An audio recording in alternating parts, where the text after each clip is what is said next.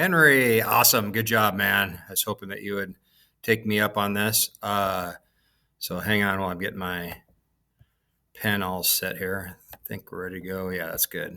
I don't like that though.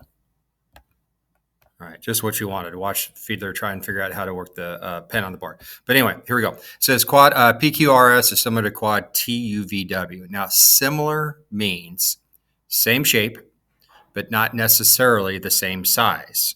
Okay, so when they are the same shape, what that means is all the corresponding angles, the angles that match up. For example, see how angle S kind of looks like angle W, R looks like V, and so on.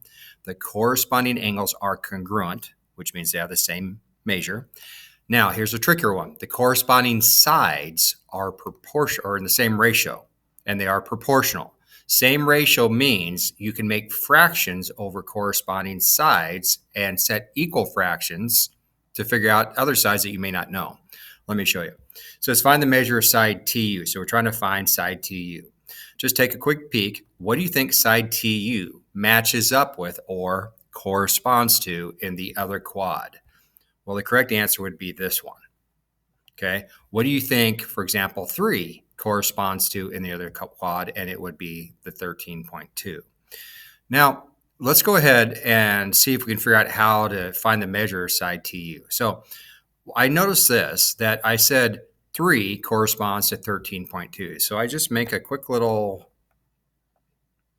3 over, this is a fraction, 13.2. I don't have my Chromebook with me today, which makes it really quick to write numbers. So bear with me and excuse the sloppiness, please.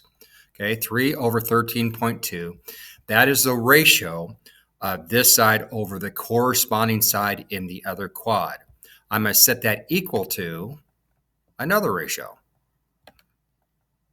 And what that one is, well, 2 is the only other number I have in this one. So I'm going to put 2, and I have to put it on the top because I'm comparing small, similar figure to a larger one, over the corresponding side here, which is TU.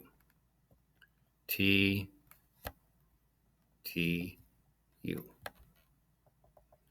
Okay, so now what do I do? Well, now you have a proportion, and this is the very first part, I think, of this week's module, might have been the end of last week's module, is you do what's called cross multiplication. And basically what that is a fancy way to do algebra to solve this algebraic equation, because it's now an algebraic equation. So I get 3TU, and you probably are just like, come on, Fiedler, pick it up. But this is as fast as I can write, so I apologize. 3TU is equal to 2 times 13.2, which is 26.4.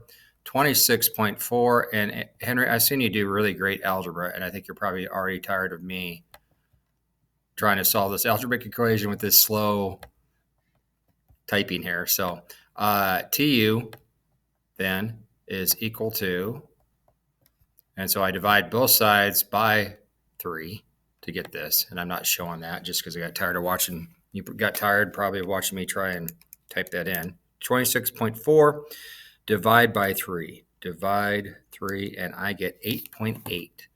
So the answer is 8. That looks like a 6, Henry. It's an 8. 8.8. That's a much better 8. In fact, that's a pretty gosh darn good 8.